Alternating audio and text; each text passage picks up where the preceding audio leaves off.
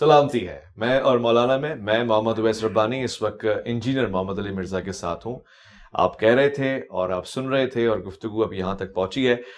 ظاہر ہے انجینئر محمد علی مرزا اپنے علمی انکشافات کرتے رہتے ہیں مختلف انداز سے. ہو سکتا ہے آپ کو ان کے انداز سے یا پھر گفتار سے یا پھر رویے سے یا پھر لہجے سے اختلاف ہو، مگر کچھ دلائل وہ دیتے ہیں، اس پہ آپ کا کیا تبصرہ ہے یہ جاننے کے لیے مزید آج علمی گفتگو ہوگی. اور آج پروگرام میں خوش آمدید کرنا چاہتا ہوں، میں اور مولانا میں مہمان ہیں انجینئر محمد علی مرزا صاحب. السلام علیکم ورحمۃ اللہ. جی وعلیکم السلام ورحمۃ اللہ وبرکاتہ. ولا حول ولا قوة الا باللہ. اللہم صلی علی محمد وعلی آل محمد. اویس بھائی، جیلم اکیڈمی میں آپ کو ہم ویلکم کہتے ہیں اور خوشی کی بات ہے کہ آپ نے ہماری دعوت قبول کی اور آپ یہاں آئے. جزاک اللہ خیر. Thank you. میں انجینئر صاحب سب سے پہلے موٹا سیدھا سوال آپ کے لہجے میں آپ سے پوچھ لوں. اس پروگرام کے بعد جو میں نے مفتی حنیف قریشی صاحب کے ساتھ کیا، اور اس میں آپ دیکھ رہے تھے کہ میں نے بڑے انداز سے یہ بتایا کہ علمی گفتگو کرتے ہیں، کتابوں کے حوالے دیتے ہیں، تو اس پہ اعتراض کیا ہے. تو جو موٹے اعتراض دنیا بھر سے میرے پاس آئے وہ یہ کہ رویہ آپ کا ایسا کیوں ہے، آپ گستاخی کرتے ہیں، آپ لوگوں کو چھیڑتے ہیں، اور ان کے صوفیاء بزرگ اولیاء کے بارے میں جو زبان آپ استعمال کرتے ہیں ناقابل برداشت ہوتی ہے، کسی نے نہیں کی ہے. اور پھر سب سے بڑھ کے یہ کہ یہ جانتے ہوئے کہ ان کی بڑی فالوئنگ ہے، جیسے آپ کہتے ہیں ویوز جس کے زیادہ ہیں، سبسکرائبر زیادہ ہیں، تو ان کے سبسکرائبر ریئل میں زیادہ ہیں، پھر بھی آپ خیال نہیں کرتے اور آپ لتاڑ دیتے ہیں. کیوں؟ کوئی لتاڑتے نہیں ہیں، ہم بالکل علمی گفتگو کرتے ہیں. ہمیں بتائیں، کیا ہم نے کسی بزرگ کا نام کبھی بگاڑ کے لیا؟ کوئی ثابت تو کرے. اگر مشرکین عرب حضرت ابو طالب کو آ کے یہ شکایت کریں کہ تمہارا بھتیجا ہمارے بتوں کو گالیاں دیتا ہے، تو یہ ان کا سوچنے کا انداز ہے نا. نبی علیہ السلام نے کبھی گالی تو نہیں دی. آپ تو صرف یہ کہتے تھے کہ اللہ سے ہوتا ہے اور بتوں سے کچھ نہیں ہوتا. تو میں جتنی باتیں کر رہا ہوں یہ ان کا کہنا ہے نا. مجھے بتائیں، آج تک کوئی پلانٹ ارتھ پہ نان بریلوی ایسا ہے جو احمد صاحب بریلوی کو اعلیٰ حضرت کہتا ہو سوائے میرے؟ میں اشرف علی تھانوی صاحب کو پورا بولتا ہوں مولانا اشرف علی تھانوی صاحب. اچھا، علی بن عثمان حجویری صاحب. صاحب یہ وہ لفظ ہے جو قرآن میں اللہ تبارک و تعالیٰ نے ہمارے محبوب صلی اللہ علیہ وآلہ وسلم کے ریفرنس سے استعمال کیا ہے. اس سے زیادہ میں کسی کو کیا آنر دے سکتا ہوں؟ یہ کہنا کہ میرا رویہ سخت ہے، تو یہ وہ لوگ مجھ سے بات کر رہے ہیں کہ جو دوسرے فرقوں کو کافر سمجھتے ہیں، گستاخ رسول کہتے ہیں، مشرک کہتے ہیں، ہر وہ گالی. میں تو ساروں کو مسلمان سمجھتا ہوں، سب کے پیچھے نمازیں پڑھنے کا قائل ہوں، سب کو چندے دیتا ہوں جو ان کی زندگی اور موت کا مسئلہ ہے. میں نے تو کوئی کتاب حسام الحرمین لکھ کر اور دیوبند کو واجب القتل اور مرتد قرار نہیں دیا. میں نے المہند لکھ کر بریلویوں کو شیطانی لشکر تو ڈکلیئر نہیں کیا. یہ تو ان کے بزرگ کرتے رہے. میں تو ان سب کے نام احترام سے لیتا ہوں، میں ان کے نظریات سے اختلاف کرتا ہوں. یہ کہتے ہیں نا زبان سخت ہے، وہ زبان نہیں سخت، وہ زبان اتنی علمی ہے کہ ان کی پبلک ان کے گاٹے فٹ ہو گئی ہے کہ انجینئر صاحب تمہاری ایک ایک بات کا جواب دے رہے ہیں، اور جو گستاخانہ عبارتیں تمہاری کتابوں سے نکل رہی ہیں، انہی عبارتوں سے کم درجے کی جو عبارتیں تھیں ان پہ تم نے دوسرے مکاتب فکر کو نیزے کی نوک پہ رکھا ہوا تھا. کل تک اشرف علی تھانوی رسول اللہ کفر و شرک تھا، آج چشتی رسول اللہ نکلا ہے، تو تم کہہ رہے ہو کہ جی یہ معرفت کی بات ہے، کبھی کہہ رہے ہو کتابیں چینج ہو گئی ہیں. ایک جگہ رکو تو صحیح. یہی مفتی حنیف قریشی صاحب جب مناظرہ کر رہے تھے اس وقت نہیں تھا ان کو پتا کہ یہ اندراج بعد میں کسی نے کر دیا، یہ الحاقی عبارتیں ہیں.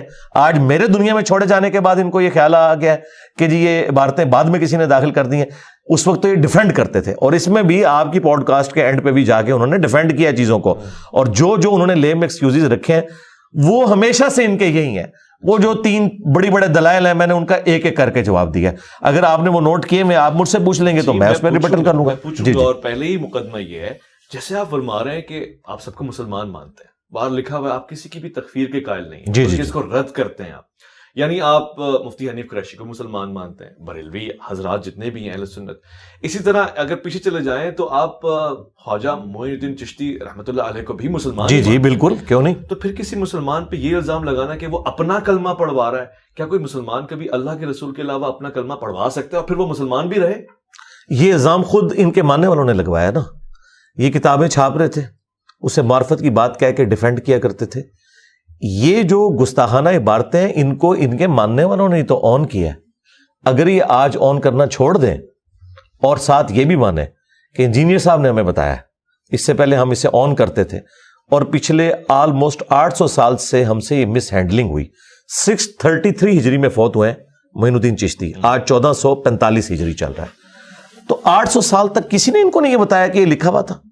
یہ زیادہ سے زیادہ کوئی چیز لے کے آتے ہیں تو احمد بریلوی صاحب سے لے کے آتے ہیں کہ انہوں نے فتاوی رضویہ میں لکھا ہے کہ جو چشت کے بزرگ ہیں ان کی جو کتابیں ہیں وہ قابل اعتبار نہیں ہیں. اچھا, لیکن ہم جس کتاب سے حوالہ دے رہے ہیں وہ کتاب سبع سنابل ہے.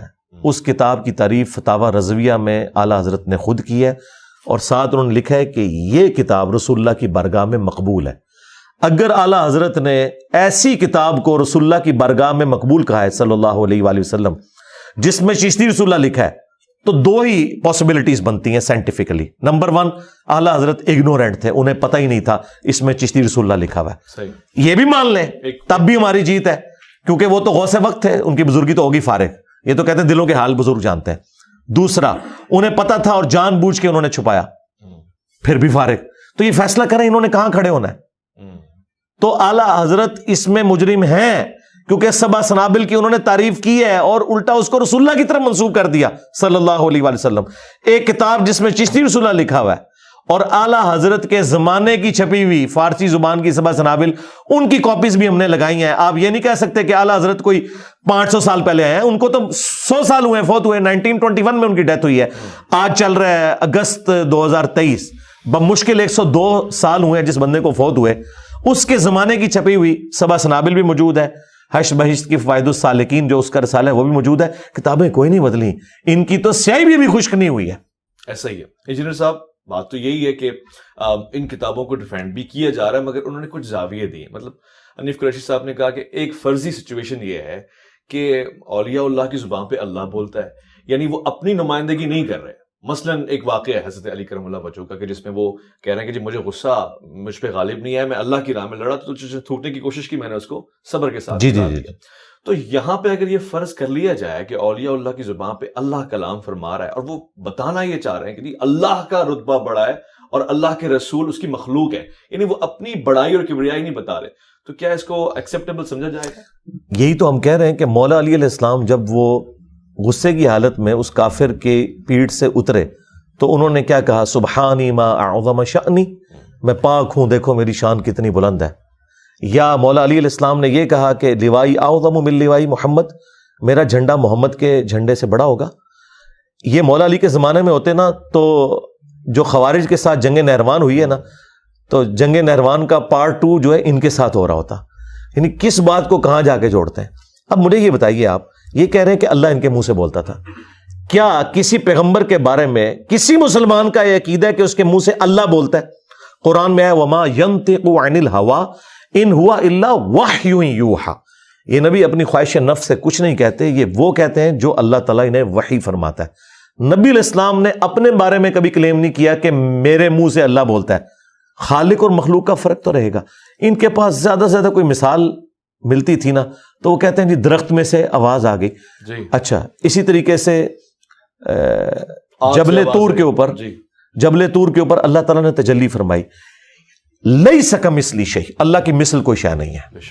کیا ان کا یہ عقیدہ ہے کہ اللہ تعالیٰ درخت میں حلول کر گیا تھا؟ نہیں, کبھی بھی نہیں یہ کہیں گے.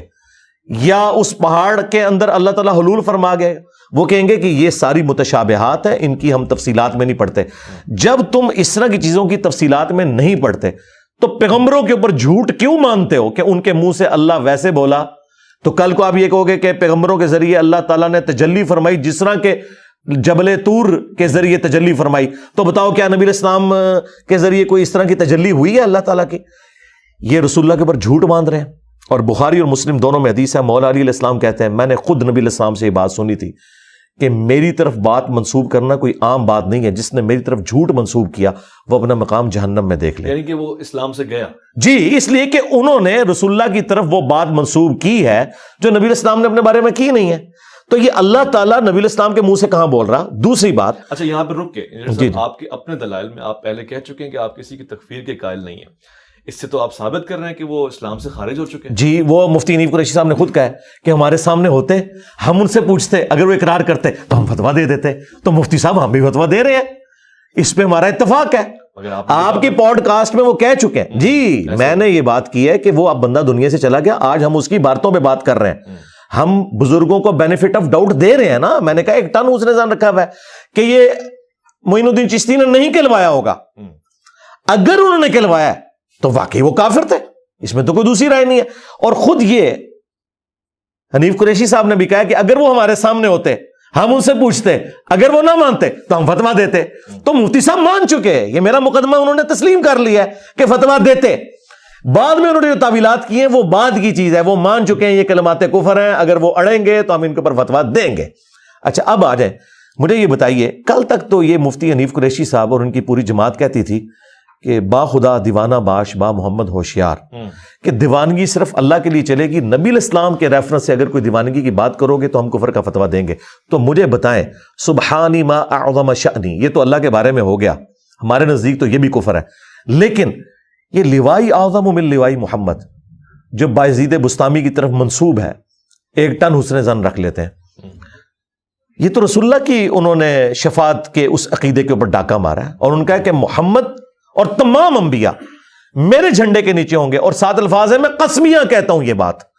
اس کی تعویل فرید الدین عطار نے بھی کی, اس نے کہا کہ ان کے منہ سے اللہ بول رہا تھا, انہوں نے بھی کہا کہ اللہ بول رہا تھا. ہم یہ کہتے ہیں ٹیکنیکلی آپ کا یہ جواب اس لیے غلط ہے کہ کیا قیامت کے دن 2 جھنڈے ہوں گے, ایک اللہ کا ہوگا اور ایک اس کے رسول کا ہوگا. آپ شان الوہیت اور شان رسالت کا مقابلہ کروا رہے ہیں, اور ہم تو عیسیٰ ابن مریم کے لیے بھی جھنڈا ماننے کے لیے تیار نہیں ہے. تو آڈے بابے تو شاہ ہی کوئی نہیں, ٹھیک ہے. تو کیا رسول اللہ صلی اللہ علیہ وآلہ وسلم کے ہاتھوں میں جو لواء الحمد ہے, اس کے پیرلل میں اللہ تعالیٰ نے کوئی اور جھنڈا رکھا ہوا ہے؟ اللہ کا ہی جھنڈا ہے, وہی اللہ کا جھنڈا ہے. ہم بتاتے ہیں یہ کون سے جھنڈے ہیں, اگر ہیں یہ تو وہ بخاری مسلم میں ہے کہ قیامت والے دن ہر غادر اور خائن کے لیے میدان محشر میں ایک جھنڈا گاڑا جائے گا. اچھا, کہ یہ ہے غادر, اس نے خیانت کی تھی, اور میدان محشر کے سامنے پیش کیا جائے گا لوگوں کو کہ یہ خائن تھے. میں سمجھتا ہوں اگر انہوں نے اپنے بزرگوں کو بچانا ہے تو بچا لیں, ادروائز اگر یہ کہیں گے ان کے بزرگوں نے یہ باتیں کی ہیں تو ہم کہیں گے ہاں تمہارے بزرگوں کا جھنڈا ہوگا, وہ وہی جھنڈا ہوگا جو بخاری مسلم میں ہے کہ جو غادر کے لیے, جس نے دین کے ساتھ خیانت کی. جو میں کہتا ہوں کہ ان لوگوں نے عزتیں اویل کی اللہ اور اس کے رسول کے نام کے اوپر, چندے بٹورے انہوں نے اللہ اور اس کے رسول عز و جل و صلی اللہ علیہ وآلہ وسلم کے نام کے اوپر, سواریاں سوار کی انہوں نے مکے اور مدینے کے نام کے اوپر, لیکن پھینکی بغداد شریف میں, اجمیر شریف میں, دیوبند شریف اور بریلی شریف میں. غداری کی ہے انہوں نے. اچھا, ہاں بالکل غداری کی ہے. دیکھیں نا, اس لیے اللہ تعالیٰ نے سزا بہت بڑی دی ہے نا میری شکل میں, یہ آپ سے میرے نبی سا ہے ہی کوئی نہیں, تیرے سارے بابے شاہی کوئی نہیں, اگر وہ نبی کے مقابلے پر آ جائیں. چونکہ یہ لا کے کھڑا کر رہے ہیں تو ہم کاٹ کے پیچھے پھینکیں گے علمی طور پہ. اچھا, لیکن ایک چیز مسنگ ہے اور عوام بھی یہ کہہ رہی ہے. مثلاً پیر مہر علی شاہ صاحب پروردگار کروڑوں رحمتیں فرمائے, ان کے اوپر مناظرہ کرتے تھے, میدان میں آ جاتے تھے قادیانیوں کے خلاف بھی, اور پھر ایک تاریخ ہے اولیاء اللہ کی. آپ پہ اعتراض یہ کہ آپ مناظرے سے راہ فرار اختیار کرتے ہیں, آپ کہتے ہیں ویڈیو تک محدود رہو, سامنے نہیں بیٹھ سکتے. مطلب مفتی طارق مسعود صاحب کا واقعہ ہوا, پھر مفتی حنیف قریشی صاحب کا یہی اصرار ہے کہ آمنے سامنے بیٹھے, ہم آپ کا احترام کریں گے, آپ کی حفاظت بھی کریں گے. پھر مسئلہ کیا ہے؟ مفتی طارق مسعود صاحب کا جو معاملہ ہے وہ الگ سے ہے, اس کے اوپر میں ویڈیو ریکارڈ کروا چکا ہوں, وہ چیز ہی کچھ اور تھی. اور ابھی بھی کسی کو شوق ہے وہ آ جائے. پیر مہر علی شاہ صاحب جب نکلے تھے غلام احمد قادیانی دجال کے مقابلے پر, تو انہوں نے کوئی چھوٹو تو لانچ نہیں کیا نا, خود آئے تھے نا. تو لگائیں گے اپنے بڑوں کو ہوا, نکالیں بڑے, ہم تو کہہ رہے ہیں, اور یہ ان کی خواہش پہ. میں نے کبھی رائے فرار نہیں کیا. میں یہ کہہ رہا ہوں کہ اس وقت صرف مولانا فضل الرحمان صاحب کے ہاتھ کے اوپر 5 لاکھ علماء کی بیعت ہے. صحیح, میں ان میں سے کسی عالم کے ساتھ بات کرتا ہوں, 5 لاکھ اور آئیں گے. 5 لاکھ آئیں گے. میرے پاس تو عمر نو بھی ہو, ختم نہیں ہوگا, تو ڈائریکٹ فائنل کھلاؤ مجھے. تمہارے عقیدے کے اوپر برا وقت آیا نا تو بڑا لانچ کرو نا. ہمارے صحابہ کرام پہ جب برا وقت آیا غزوہ حنین میں, بخاری مسلم میں ہے, صرف 80 بندے نبی الاسلام کے ساتھ رہ گئے, تو آپ اکیلے آگے بڑھے. انا النبی لا کذب انا ابن عبد المطلب. تو یہ بھی نکالے نا, میں ہوں مفتی مجیب الرحمان, اس میں کوئی شک نہیں. میں ہوں بریلویوں کا امام. میں ہوں مفتی تقی عثمانی, اس میں کوئی شک نہیں. دیوبندیوں کا امام. اور یہ ان کی خواہش پہ, مجھے کوئی خواہش نہیں ہے.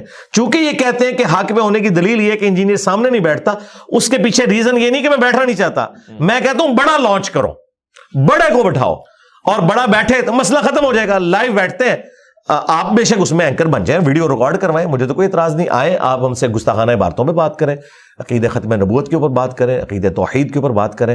ہم اسی طریقے سے اپنے علمی دلائل رکھیں گے. لیکن چھوٹوں کے ساتھ اگر بیٹھیں گے تو چھوٹوں کی تو پارٹی ہیں. اس وقت مفتی حنیف قریشی صاحب تو ایک چھوٹی بریلویت کی ایک پارٹی کو ریپرزینٹ کر رہے ہیں نا. جو ڈومیننٹ پارٹی ہے وہ تو اشرف جلالی یا الیاس قادری پارٹی ہے نا. وہ تو یہ ایک دوسرے کو ناسبی اور رافضی کہتے ہیں. یہاں پہ بھی اگر مشترکہ کوئی بڑی شخصیت ہے وہ مفتی منیب صاحب ہے. اگر یہ سمجھتے ہیں کہ مفتی منیب صاحب کی یا تقی عثمانی صاحب کی یا اہل حدیث کے ساجد میر کی سپیکنگ پاور نہیں ہے, تو میں پہلے تو ان سے پوچھوں گا کہ اگر ان کے پاس علم اور سپیکنگ پاور نہیں ہے تم نے ایڈ کیوں اپنا بنایا ہوا ہے؟ پوائنٹ ہے. ہاں بالکل, اتارو ان کو عمارت سے, لاؤ چھوٹو کو بڑا بناؤ, میں بیٹھ جاؤں گا. آج اپنا چھوٹو لانچ کر کے اسے بڑا بناؤ اپنا, اور کوئی یہ سب سے بڑا ہمارا ہے. اور مفتی منیب صاحب ویڈیو میں آ کے کہیں کہ ہاں ٹھیک ہے میں دستبردار ہوتا ہوں, میں نے اب یہ بڑا لانچ کر دیا اپنے فرقے کے لیے, میں تیار ہوں بیٹھنے کے لیے. جس کے پاس سپیکنگ پاور ہے. اگر دیوبندی سمجھتے ہیں الیاس گھمن صاحب بیٹھ سکتے ہیں, لے ہیں ان کو. طارق مسعود صاحب کے بارے میں تو ان کے علماء کہتے ہیں ان کے اندر اس طرح کی گٹس نہیں کہ اختلافی موضوعات پہ بات کر سکیں. اس وقت بھی ان کو علماء نے منع کیا تھا کہ آپ وہاں نہ جائیں. تو میں نے علمی جواب دیا. ان کے یہاں آنے کے بعد جو میں نے ریبٹل کیا ہے, الحمدللہ سینکڑوں نہیں ہزاروں دیوبندی ریورٹ ہو چکے ہیں. ہماری لائف سٹوری سیشن چل رہے ہیں, آپ آ کے خود سن لیں. لوگوں کو پتا ہے کہ دلائل کیا ہے. تو مجھے بیٹھنے میں کوئی آر نہیں. میں کہتا ہوں کہ کس کے ساتھ بیٹھوں, ڈائریکٹ فائنل کھلاؤ. اس کی بجائے کہ یہ مثال دیتے ہیں نا مجھے, دیکھیں چھیڑنے کے لیے یہ کہتے ہیں یہ مرزا ثانی ہے, ٹھیک ہے, تو تمہارا جو وہ غلام احمد قادیانی دجال تھا ان کا تھا, کیونکہ وہ صوفیاء کے پیٹرن سے تھا. ہاں جی, حنفی تھا. اس نے خود, اس کے ماننے والے بھی کہتے ہیں منفی ہیں, وہ بغیر رفع الجدین کے نماز پڑھتے ہیں. تو جو حنفی قادیانی تھا غلام احمد قادیانی دجال, اس کے مقابلے پہ انہوں نے بڑا لانچ کیا تھا نا. اہل حدیث نے بھی ثناء اللہ امرتسری کو لانچ کیا تھا نا. تو آج اپنے بڑوں کو نکالیں. یہ مجھے مرزا ثانی کہہ رہے ہیں نا, تو بڑے نکالیں. اور بھائی ان کے بڑوں کو بھی پتا ہے کہ the damage has been done, کیونکہ غلام احمد قادیانی دجال کے ساتھ یہ پورے اس لیے پڑ گئے کہ اس نے تو ایک جھوٹی نبوت کلیم کی تھی, اس کے پاس کوئی علمی دلائل نہیں تھے. اس کے باوجود ان سے کئی بلنڈر ہوئے اس کو جواب دیتے ہوئے بھی.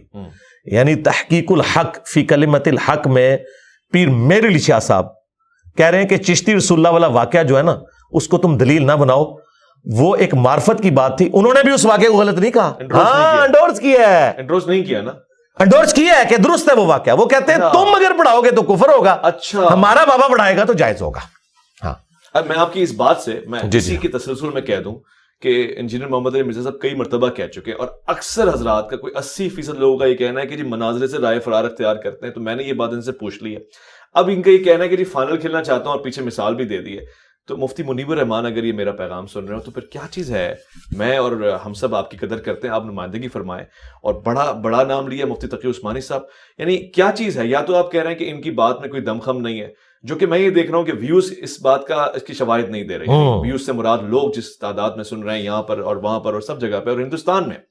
تو پھر کیا چیز ہے جو آپ گفتگو نہیں کر رہے, اس کا جواب آپ ضرور دیجیے گا. اور اگر یہ کہہ رہے ہیں کہ اگر آپ فن خطابت کے ماہر نہیں ہیں, یا آپ خود بھی ذوف میں ہے, کسی بھی حالت میں ہے, آپ کسی اور کو نمائندہ بنا دیں اور مستند نمائندہ ہو, اور ویڈیو میں اناؤنسمنٹ کریں. ویڈیو میں اناؤنسمنٹ لکھنے والا نہیں, وہ پھر ٹویٹس بھی یہاں ڈیلیٹ ہو جاتی ہیں جب پریشر آتا ہے اسٹیبلشمنٹ کا. ویڈیو میں بیٹھنے کے لیے تیار ہوں, کوئی حل نہیں جناب. میں کہتا ہوں جی آج ہی آپ بات کریں, میں بیٹھنے کے لیے تیار ہوں. اور میں اس سے بڑی آفر دے رہا ہوں, اگر یہ کہتے ہیں نا کہ بیٹھنا ہے, میں ان کو اپنی سیٹ پہ, اپنی یہ جو میرے پیچھے والی سیٹ ہے اس پہ بٹھاؤں گا, تسلی سے ان کی بات سنوں گا, میں قدموں میں بیٹھوں گا. اور کوئی گستاخی سرکار نہیں, کیوں گستاخی ہوگی؟ نہیں, دیکھیں مجھے بتائیں, یہ تو ایک دوسرے کے اوپر لانتیں بھیجتے ہیں. میں تو ان کے نام کے ساتھ حافظہ اللہ تعالیٰ کہتا ہوں. میں نے مفتی حنیف قریشی صاحب کا جب بھی نام لیا حافظہ اللہ بولا, مفتی منیب صاحب کے ساتھ بولا. یہی تو بات حیران کرتی ہے کہ اخلاق کا یہ والا زاویہ مجھے بڑا متاثر کرتا ہے. یہ ان کو توفیق نہیں ہوگی, یہ کبھی مجھے حافظہ اللہ بولے نا, اگلا جمعہ نہیں اپنی مسجد میں پڑھا سکتے لوگ. ان کو میں وہ الفاظ نہیں بولنا چاہتا, پھر کہیں گے غیر پارلیمانی الفاظ استعمال کر دیے. تو دیکھیں یہ ہمارا حوصلہ ہے, ہمارا تو کوئی اسٹوڈنٹ, بلکہ میرے اسٹوڈنٹس جو ویلاگز بناتے ہیں وہ بھی ان علماء کے ساتھ حافظہ اللہ کہتے ہیں. وہ ایک ایک عالم کے ساتھ. مفتی طارق مسعود صاحب جب یہاں پہ جو کچھ کر کے گئے, اس کے جواب میں بھی ہمارے اسٹوڈنٹ نے ویڈیوز بنائی نا, تو مفتی طارق مسعود حافظہ اللہ تعالیٰ کا یہ ریکارڈ ہے. اچھا, یہ بڑا فرق دیکھنے میں آ رہا ہے, یعنی مفتی صاحب کے اور انجینئر صاحب کے. انجینئر صاحب کہہ رہے ہیں حافظہ اللہ, اور وہاں کے لوگ استغفر اللہ لگا رہے ہیں. انجینئر صاحب کے لعنت اللہ لگا رہے ہیں. جی بڑی میں تو اس بات سے آ رہی ہوں اور برائیت کا اظہار کرتا ہوں, یہ ہونا نہیں چاہیے اور یہ اچھا مزاج. اچھا, انجینئر محمد علی مرزا اور ان کی شخصیت کے ارد گرد بہت سارے سوالات گھومتے ہیں. ابھی کوئی چوتھا آپ پہ قاتلانہ حملہ, یعنی کوشش ہوئی ہے اس کی. مجھے تو یہ خبر ملی تو میں حیران تھا, اور میں ایکسپیکٹ کر رہا تھا کہ اکثر ایسی ہوا کہ کوئی نوجوان ہوگا, نابالغ ہوگا, 18 سال کی عمر تھی. میں یہ جاننا چاہ رہا ہوں کہ آپ سے یعنی ایک طرف آپ حفیظ اللہ کہہ رہے ہیں اور دوسری طرف آپ کی جان کی دشمنی بھی ہو رہی ہے، یعنی آپ نشانے پہ ہیں چاروں طرف سے، تو یہ چیز آپ کو پریشان کرتی ہے کہ یہ جو توازن ہے یہ عدم توازن کا شکار ہو چکا ہے، کوئی بھی کسی وقت بھی آپ کے اوپر اپنا دینی فریضہ اتار دے گا پورا کر کے، یہ خوفزدہ کرتی ہے؟ دیکھ لیں، یہ ان کے بزرگوں کی تربیت ہے کہ وہ اس قسم کے لوگ پروڈیوس کر رہے ہیں. میں یہ نہیں کہہ رہا لانچ کر رہے ہیں، پروڈیوس کر رہے ہیں. اور ہماری تربیت یہ ہے کہ ہم ہمیشہ پازیٹیولی لے کے چلتے صوفیہ ہیں. نے تو کبھی کسی کے قتل کی بات نہیں کی، اولیاء اللہ اور صوفیہ کرام تو محبت کا پیغام دیتے رہے اور یہ بات تو سب کہتے ہیں. کاش اس زمانے میں یوٹیوب ہوتا اور ان کی چیزیں کھلتی تو پھر ہم آپ کو بتا سکتے ہیں. مجھے بتائیں، یہ آج کل جو کسٹوڈین ہیں تصوف کے، مزارات کے اوپر بیٹھے ہوئے ہیں، ان کے بارے میں آپ کو کیا آئے دن خبریں نہیں ملتی ہیں؟ پیر اپنے مریدوں کو قتل کروا دیتے ہیں، گدی کی خاطر اپنے بھائیوں کو قتل کروا دیتے ہیں. یہ سارے معاملات اس وقت بھی ہوتے تھے، اس وقت میڈیا نہیں تھا. آج انہوں نے پتہ کیا لیم ایکسکیوز رکھا ہے کہ نہیں پہلے والے ٹھیک تھے، اب والے خراب ہو گئے. جی جن کو آپ ٹھیک کہہ رہے ہیں نا، اس زمانے میں بھی اگر یہ سب کچھ ہوتا تو آپ کہتے ہیں اس سے پہلے والے ٹھیک تھے، اب والے خراب ہو گئے. تو ہمارے پاس تو یہ ساری چیزیں موجود ہیں. یہ سب لوگ خود نہیں تھے قتل کرواتے، حکمرانوں کے ذریعے. حکمران مزارات میں بیٹھتے تھے، حکمران ان کے بینیفیشری ہوتے تھے، یہ ان کے بینیفیشری. جس طرح آپ دیکھ لیں یہ جو فرینچ ریولوشن آئی ہے، اس وقت شہنشاہ تھا اور نیچے ان کے پادری ہوتے تھے، وہ چندے وہ کلیکٹ کرتے تھے، کچھ شہنشاہ کو دیتے تھے، کچھ اپنے پاس رکھتے تھے. پھر ایک دن ریونج سامنے آیا اور آج آپ دیکھ رہے ہیں ویٹیکن سٹی بن گیا ہوا ہے. تو وہ دن دور نہیں ہے کہ یہاں پہ بھی ویٹیکن سٹی بنے گا. آپ چندے کا کوئی نظام یہاں رکھا نہیں ہے. جی الحمدللہ، یہی اب ہم اس بات کا دعویدار ہیں. مگر سوال یہ ہے کہ جتنے بھی لوگ ہیں جو آپ کے خلاف ہیں یا ناقد ہیں، ان کے پاس تو ایک سسٹم ہے اور چل رہا ہے اور وہ نظر بھی آتا ہے، ڈونرز ہیں. آپ کس کے چندے پہ چل رہے ہیں؟ آپ کے سر پہ کس کا ہاتھ ہے؟ آپ کے کاندھے پہ کس نے شاباش کہا ہوا ہے؟ یعنی اس ملک میں تو اس طرح سے کوئی ڈنکی کی چوٹ پہ نہیں بات کر سکتا. تو آپ کے پیچھے بیک سپورٹ کیا ہے؟ بیک سپورٹ اللہ تعالیٰ کی ہے جی الحمدللہ. اور یہ کہنا کہ میں چندوں کے بغیر کیسے چل رہا ہوں، میرے بھائی میں نے کوئی یہاں پہ کوئی بچے تو نہیں رکھے ہوئے ہاسٹل میں جن کا میں نے خرچہ اٹھانا ہے. ہمارے اخراجات اس طرح کے ہے نہیں ہے نا کہ جس طرح کے اخراجات ان کے ہیں. ہم موٹر بائک یوز کرتے ہیں، ہم نے کوئی گاڑیوں میں تو جانا نہیں ہوتا. اور جو اتوار والے دن لوگ آتے ہیں انہیں ہم سموسہ اور دودھ پتی بس یہ سرو کرتے ہیں. کوئی انہیں ہم 4-5 ڈشیں تو کھلاتے نہیں ہیں. تو اس طرح کے جو معاملات ہیں وہ ہم آپس میں دوست احباب مل کے ان کو مینج کر لیتے ہیں. ہمیں کسی سے مانگنے کی ضرورت نہیں پڑتی. جو ہمارے اپنے اکیڈمی کے ممبرز ہیں تو وہ چیزیں میٹ ہو رہی ہیں. تو بڑے لیول کے جو اخراجات ہیں وہ ہمارے ہے ہی نہیں ہے نا. اب ایک کیمرہ لیا ہوا ہے، ایک انٹرنیٹ کا کنیکشن لیا ہوا ہے، وہ تو کیمرہ ایک دفعہ لے لیا نا. یہ تو نہیں کہ ہر دفعہ ریکارڈنگ کے لیے نیا کیمرہ لینا پڑتا ہے. اس کی ایڈیٹنگ ہمارے ایک بھائی کر رہے ہیں، وہ فی سبیل اللہ کر رہے ہیں. یہ کیمرے کی ریکارڈنگ کر رہے ہیں، یہ فی سبیل اللہ کر رہے ہیں. تو یہاں پہ لوگوں نے اپنی ڈیوٹیز بانٹی ہوئی ہیں. یہاں پہ جو سیکیورٹی کے اوپر بھی مامور لوگ ہیں ان لوگوں نے بھی اپنی ڈیوٹیز بانٹی ہوئی ہیں، وہ فی سبیل اللہ سارے کام کر رہے ہیں. لیکن وہاں پہ اب ہر مد میں جتنے لوگ انہوں نے بھرتی کیے ہیں نا ان کو وہ تنخواہیں دیتے ہیں. مولانا الیاس قادری صاحب کرونا کے دنوں میں خود بتا رہے تھے کہ 37,500 ہمارے ملازمین ہیں. تو بھائی 37,500 ملازمین ہیں، جب ان کی تنخواہیں میٹ کریں گے تو اربوں کا بجٹ بنے گا. تو اس لیے ان کو لینا بھی پڑتا ہے. تو ہمارا تو یہاں پہ کوئی بھی ملازم نہیں ہے. ایون یہ جگہ بھی جو ہے یہ بھی کرائے کے اوپر ہے. یہ ایسا نہیں کہ یہ کوئی پرماننٹ یہاں ہم نے کوئی ایک مسجد قائم کر لی ہے. اور یہ بھی ایک ہی دن ہفتے میں کھلتی ہے، اتوار والے دن، اور ریکارڈنگ کے بعد بند ہو جاتی ہے، پھر نیکسٹ سنڈے کو کھلتی ہے. کسی شخصیت کے پیچھے ہاتھ نہیں ہے جو سپورٹ کرتی ہے؟ نہیں، کیوں کرے گی؟ مجھے بتائیں آپ اس شخصیت کا یا اس ادارے کا نام لیں، میں اس ادارے سے اختلاف رائے کی اپنی ویڈیو آپ کو دکھا دوں گا. ہاں تو بتائیں نا، اگر یہ سمجھتے ہیں کہ میں نے اسٹیبلشمنٹ کا میں اعلی کار بنا ہوں تو اسٹیبلشمنٹ کی جو غلط پالیسیز ہیں جو کافی حد تک اب وہ درست کرنے کی طرف نیت کیے ہوئے ہیں اے پولیٹیکل ہونے کی، تو میں تو اس وقت ان پہ کرٹیسزم کرتا تھا جب انہوں نے جہادی تنظیموں کو پالا ہوا تھا. 2013 میں میری ویڈیوز ریکارڈ ہیں جس میں میں نان اسٹیٹ ایکٹرز کے خلاف بولتا ہوں. آج اگر وہ خود نان اسٹیٹ ایکٹر کے خلاف بولنا شروع ہو گئے ہیں FATF حافظہ اللہ تعالیٰ کی برکت سے، تو میں تو حافظہ اللہ اس سے کہوں گا کیونکہ پاکستان میں سکون آیا اس کی برکت سے. ورنہ ہمیں تو کوئی عقل نہیں آ رہی تھی کہ ہم نے کوئی اپنے آپ کو درست کرنا ہے. یا ضرب عزم حافظہ اللہ تعالیٰ اور رد الفساد حافظہ اللہ تعالیٰ، یہ ساری جو برکات اکٹھی ہوئی ہیں نا، تو یہ الحمدللہ اب نیشن اس کے بینیفٹ دیکھ رہی ہے. لیکن ان تمام چیزوں سے پہلے میں وہی پالیسی رکھتا تھا جو آج رکھتا ہوں. تو آپ یہ کہہ سکتے ہیں کہ اسٹیبلشمنٹ یا ادارے میری پالیسی پہ آ گئے، نہ کہ میں ان کی پالیسی کے اوپر آیا ہوں. تو میں اختلاف رائے تو کرتا ہوں، اللہ کا شکر ہے الحمدللہ.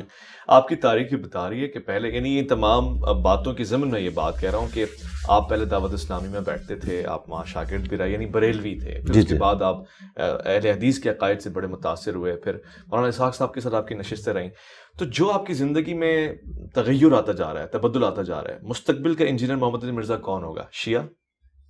نہیں, مستقبل تو یہی ہے جو ہم مسلم ہیں. اور اس کے اوپر میں اینٹی وینم اور پھکی اور الزامی جواب دیتا ہوں. یہ بڑے فخر سے بتاتے تھے سیدنا سلمان فارسی کے بارے میں کہ جی وہ پہلے یہودی تھے, پہلے آتش پرست تھے, پھر یہودی ہوئے, پھر عیسائی ہوئے, پھر نبی اسلام تک پہنچے, پھر مسلمان ہو گئے نا. تو مسلمان کے بعد بندہ کچھ بھی نہیں ہوتا. تو الحمدللہ میں حضرت سلمان فارسی کی سنت پہ عمل کرتے ہوئے سارے فرقے بدل کے اینڈ پہ مسلمان ہو گیا. ماشاءاللہ, یہ جواب ہے. اگر سلمان فارسی اسلام کی حالت میں گئے تو انشاءاللہ ان کا غلام بھی اسلام کی حالت میں دنیا سے جائے گا. یعنی آپ خود کو صحابی کے درجے پہ نہیں, درجے پہ نہیں, میں انہیں فالوور ہوں ان کا. ظاہر مثالیں تو میں نے ان کی دینی ہے نا. اگر آج میں اپنے نام کے ساتھ مرزا لگاتا ہوں, لوگ کہتے ہیں کیوں لگاتے ہوں, میں کہتا ہوں یہ صحابہ کی سنت ہے. ابو ذر غفاری, غفاری قبیلے کی نسبت ہے. ابو موسیٰ اشعری, اشعری قبیلے کی نسبت ہے. ابو ہریرہ الدوسی, یہ قبیلے کی نسبت ہے. تو صحابہ اکرام ہی ہمارے لیے رول ماڈل ہیں, ہم نے ان کو ہی لے کے چلنا. بڑے سارے لوگ آپ کو مرزائی اور قادیانی کہہ رہے تھے, آپ نے جس طرح سے رد کیا قادیانیت کا, اور جو چیزیں آپ نے تھیسس کی صورت میں, ویڈیوز کی صورت میں کی ہیں, اب ان لوگوں کے تاثرات کیا ہیں, وہ کہاں گئے؟ جناب ہم نے یہ رد ان کی وجہ سے نہیں کیا, ہم پہلے بھی رد کرتے تھے. لیکن جب انہوں نے یہ سب کچھ کیا تو پھر میں نے وہ رد جو پہلے کرتا تھا وہ دوبارہ سے ریپیٹ کیا, اور ساتھ میں نے چشتی رسول اللہ اور اشعری رسول اللہ کا زخم بھی چھیلا اور اسے کینسر بنا دیا. جناب بلوں میں گھس گئے آپ. اور اس کے باوجود اب بھی جو لوگ ہٹ درمی پہ اترے ہوئے نا, اب وہ کہہ رہے ہیں نہیں قادیانی تو نہیں ہے, قادیانی نواز ہے. اچھا, یہ کہہ رہے ہیں, اور اس کے لیے وہ مختلف لیم ایکسکیوزز ڈیوائز کرتے ہیں. مجھے بتائیں میں کون سا قادیانی اور قادیانی نواز ہوں کہ جسے پاکستان میں اعلانیہ تبلیغ کرنے کی اجازت ہے؟ قادیانیوں کو تو یہاں تبلیغ کرنے کی اجازت ہی نہیں ہے. اگلے دن یہاں ایف آئی اے نہ پہنچ جائے, ایجنسیز نہ پہنچ جائے. بات ہے. اور اگر آپ یہ سمجھتے ہیں کہ قادیانی اتنے مضبوط ہو گئے ہیں کہ آپ کی فوج, ایجنسیز, سارے ادارے فیل ہو گئے ہیں اسے روکنے میں, تو سرکار آپ کو تو پھر حرام موت مر جانا چاہیے کہ آپ کے ملک کے اندر غلام احمد قادیانی دجال کا سپورٹر نعوذ باللہ وہ اس طرح سر عام جو ہے وہ تبلیغ کرتا پھر رہا ہے. تو پہلے تو آپ ان ایجنسیز کے اوپر چڑھ دوڑے نا کہ جنہوں نے اجازت دی ہوئی ہے اس کو. تو یہ سارے ان کے جھوٹے ایکسکیوز تھے. اس کا فائدہ یہ ہوا کہ میں نے ان تمام چیزوں کو ہائی لائٹ کیا, اور میں نے بتایا کہ یہ لوگ ختم نبوت کے نام کے اوپر چندے کھا رہے ہیں. ان کی تحریکیں ختم نبوت تحریکیں نہیں ہیں, یہ اینٹی قادیانی ہے. ٹی ایل پی بھی اینٹی قادیانی تحریک ہے. ختم نبوت تحریک ہوتی نا تو لاہور سے جہاں چشتی رسول اللہ کتاب چھپ رہی ہے اور کشف المحجوب جہاں پہ گستاخانہ عبارتیں لکھی ہوئی ہیں, اب تک آج تک موجود ہے, وہ میں ہائی لائٹ کرتا رہتا ہوں. ادھر بھی کوئی دھرنا دیتے نہیں دیتے کیونکہ وہ ان کے فرقے کی چیزیں. تو اللہ کے فضل سے ختم نبوت پہ آج تک کسی نے کام ہی نہیں کیا تھا سوائے میرے. آج تک صرف اینٹی قادیانی کام ہوا تھا. ختم نبوت پہ پہلی دفعہ کام جو ہوا ہے نا وہ الحمدللہ ہمارے پلیٹ فارم سے ہوا ہے کہ ہم نے نہ غلام احمد قادیانی دجال کو چھوڑا, نہ اشعری تھانوی رسول اللہ, چشتی رسول اللہ, شبلی رسول اللہ, اور پتہ نہیں کتنے کتنے رسول اللہ ساتھ لگائے ہیں انہوں نے. ٹھیک ہے, ایک آپ کے پوڈ کاسٹ سے نیا رسول اللہ بھی سامنے آیا, صادق رسول اللہ, جس پہ آپ نے بھی بڑا پتہ نہیں وہ اظہار آپ کا تعجب کے ساتھ تھا یا داد دینے کے لیے تھا؟ اکثر تعجب کے ساتھ ہی. اچھا, تعجب کے ساتھ. جیسے آپ کی بات سے میں بھی, تو اس میں آپ کو استغفر اللہ پھر پڑھنا چاہیے تھا. تعجب کا اظہار تو اس طریقے سے ہوتا ہے. جی ہاں, ظاہر ہے. یعنی آپ کہہ رہے ہیں کہ پیچھے تمام زمانے میں پاکستان میں جو تحریکیں چلیں, جو خدمت ہوئی تحفظ ختم نبوت کی, جو قوانین پاس ہوئے بھٹو صاحب کے زمانے میں, ان کی محنت کچھ محنت نہیں, محنت ہے اینٹی قادیانی ہے, ادھوری محنت ہے, اینٹی قادیانی ہے. اور میں آپ کے کیمرے کی وساطت سے یہ بالکل اعلانیہ کہہ رہا ہوں, اگر یہ آج کے دور میں قادیانی والا ایشو اٹھتا تو چشتی رسول اللہ, اشعری رسول اللہ پارٹی نے بھی نہیں بچنا تھا میرے ہاتھوں. جی جی جی, میں نے ایسا ہنگامہ کھڑا کرنا تھا. ظاہر ہے اس وقت تو بھائی وہ بھی کیا دن تھے, ہم بھی ایک جن تھے, آج ہم دیو ہیں, جنوں کے بھی پیو ہیں. ہاں, اللہ کے فضل سے ہم نے تو یہ ہنگامہ کھڑا کرنا تھا کہ کوئی بھی نہیں بچے گا جس نے ختم نبوت پہ ڈاکہ مارا ہے. ٹھیک ہے, یہ تو ان کی قسمت اچھی ہے کہ یہ بچ گئے ہیں. باقی جو ڈیسیژن ہوا بہت اچھی بات ہے, ایک سٹیپ طے ہوا, لیکن یہ ادھورا ڈیسیژن تھا. اس وقت یہ طے ہونا چاہیے تھا. اور آپ کو میں بتاؤں اس طرح کی چیزیں شاہ احمد نورانی صاحب کے سامنے رکھی بھی گئی تھی. جی جی ہاں, انہوں نے کہا تھا کہ بھائی یہ تو دیوبندیوں کی بارتیں ہیں, لیکن وہ میرے کو جاہل تھے, چشتی رسول اللہ لے آتے نا تو ذرا تھوڑا شاہ احمد نورانی صاحب بھی ذرا آ جاتے ان کے قابو میں. تو ان کی خوش قسمتی کہیں, اور سمجھ لیں مسلمانوں کی بدقسمتی. لیکن الحمدللہ میں نے اس سے بڑا کام کر دیا اللہ کے فضل سے. ہماری ویڈیوز کی برکت سے گھر گھر تک جو ہے ختم نبوت کا پیغام پہنچ گیا. صرف اینٹی قادیانی نہیں آپ نے رہنا. اور یہاں اینٹی قادیانی میں جو یہ پرسیکیوشن کرتے ہیں نا قادیانیوں کی, میں اس کے بالکل خلاف ہوں. جی پرسیکیوشن کا آپ کو رائٹ نہیں. آپ علمی طریقے سے ان کے عقائد کی غلطیاں ہائی لائٹ کریں تاکہ ان کی نسلیں اسلام میں واپس آئیں. اگر آپ کہیں گے انہیں جینے کا حق نہیں ہے, انہیں نوکریاں نہیں ملنی چاہیے اور انہیں آپ ماریں گے پیٹیں گے, وہ تو الٹا پھر جرمنی میں جا کے بیٹھ گئے, وہاں پولیٹیکل اسائلم لے لیا انہوں نے اور وہاں سے جا کے پوری دنیا کے اندر اپنی شیطنت پھیلا رہے ہیں. اس میں مجرم علماء کو سمجھتا ہوں. اچھا, انہوں نے ان کے غلط رویے ہیں جس کی وجہ سے یہ سارا کچھ ہوا ہے. اچھا, آپ نے علماء کی بات کی, پرسنلی آپ سے پوچھ رہا ہوں, آپ کو کیا لگتا ہے کیوں آپ کو مفتی تقی عثمانی حفظ اللہ تعالیٰ کی طرف سے جواب نہیں آتا, یا مفتی منیب الرحمان حفظ اللہ تعالیٰ کی طرف سے جواب نہیں آتا؟ یعنی بڑے اکابر مشائخ آپ کو رسپونڈ نہیں کر رہے, آپ کو لفٹ ہی نہیں کرا رہے. تو مجھے کوئی ضرورت نہیں لفٹ کی, لفٹ تو میں نے ان کو کروانی ہے. دیکھیں مفتی منیب صاحب سعد رضوی صاحب کو ساتھ بٹھا کے پریس کانفرنس کرتے ہیں جب کے پی میں میلاد کے جلوس پہ عمران خان صاحب کی گورنمنٹ نے جو کچھ کریک ڈاؤن کیا, اور اس ویڈیو کو بمشکل 14,000 لوگوں نے دیکھا. اس سے 3 یا 4 دن کے بعد میں سنڈے والی اپنی مجلس کے اندر اس ٹاپک کو اٹھاتا ہوں اور 24 گھنٹے کے اندر 1.25 لاکھ لوگ دیکھ لیتے ہیں. جو اسپیشلی اس کام کے لیے بیٹھے ہوئے ہیں ان کی ویورشپ آپ دیکھ لیں اور میری ویورشپ دیکھ لیں. مجھے کیا ضرورت ہے؟ مجھے تو لفٹ لینے کی ضرورت نہیں, ان کو لفٹ لینے کی ضرورت ہے. ان کی اپنی ویڈیوز کی ویورشپ دیکھ لیں, تقی عثمانی صاحب کی بھی اور مفتی منیب صاحب کی بھی. پھر کیوں جواب ہمارے کسی ایک اسٹوڈنٹ کے چھوٹے سے چینل کی ویورشپ کا بھی وہ مقابلہ نہیں کرتے. اچھا, جواب اس لیے نہیں دیتے, 2 وجوہات ہو سکتی ہیں. جو اصل وجہ ہے وہ یہ ہے کہ انہیں پتا ہے کہ ان باتوں کا جواب کوئی نہیں, اور اگر ہم نے جواب دیا اور انجینئر اسے ریبٹل کرے گا تو ہمارے فرقے نے جو آندہ 30 سالوں میں ختم ہونا ہے وہ 3 سالوں میں ختم ہو جائے گا. اچھا, آندہ 30 سالوں میں ختم ہونے والے ہیں؟ ہاں بالکل انشاءاللہ تعالیٰ. وہ دیکھیں علمی موت تو مر چکے ہیں. اچھا, اب کون ہے مجھے بتائیں, کوئی بندے مجھے سامنے آگے بتائیں نا کہ میں آج سے 1 ہفتہ پہلے دیوبندی ہوا, آئے ہمارے لائیو سیشنز کے اندر روزانہ سینکڑوں لوگ کیوں میں لگے ہوئے ہیں کہ ہم نے اپنا فرقہ کیوں چھوڑا. یہ بھی ذرا کوئی بتائیں کسی کوئی بندہ فرقہ چھوڑ کے آیا ہے. تبلیغی جماعت لاکھوں میں لوگوں کو تبلیغی نہیں, تبلیغ وہ اس لیے کہ نسلاً جو دیوبندی تھے انہیں دیوبندی کر رہی ہے. میں کہہ رہا ہوں نیا بندہ لے کے آئے کہ یہ پڑھا لکھا نوجوان تھا جو کٹر اہل حدیث تھا اور ہم نے اسے تبلیغی جماعت میں لے آئے. ذرا ایک بندہ پروڈیوس کریں گے, نہیں کر سکتے. اچھا, آپ اس طرف واپس ہیں جو آپ یہ بات کر رہے تھے نا علماء والی. علماء اس لیے جواب نہیں دیتے, انہیں پتا ہے کہ ہمارے فرقے کا بچنا کچھ نہیں ہے. لیکن پبلک کو ان کے چھوٹے چھوٹے جو ساتھ کارندے ہیں وہ یہ کہیں گے نہیں مفتی صاحب کو تو لیول بہت بڑا ہے, اس لیے وہ اس کو اہمیت ہی نہیں دیتے. بھئی اگر اہمیت وہ نہیں دے رہے ہیں تو پوری دنیا کے علماء سارے فرقوں کے مجھے کیوں ٹارگٹ کیے ہوئے ہیں؟ صرف میرے علاوہ کوئی بندہ آپ نے دیکھا جس کے خلاف کوئی کلپ سارے علماء بنا رہے ہو؟ دنیا کی ہر مسجد میں میرے خلاف جمعہ پڑھایا جا رہا ہے. تو جب میں تمہارا ڈرونا خواب بنا ہوں اور یہ ڈرونا خواب ہونے کے باوجود تم کہہ رہے ہو کوئی فطرہ نہیں ہے, تو ٹھیک ہے سکون کرو.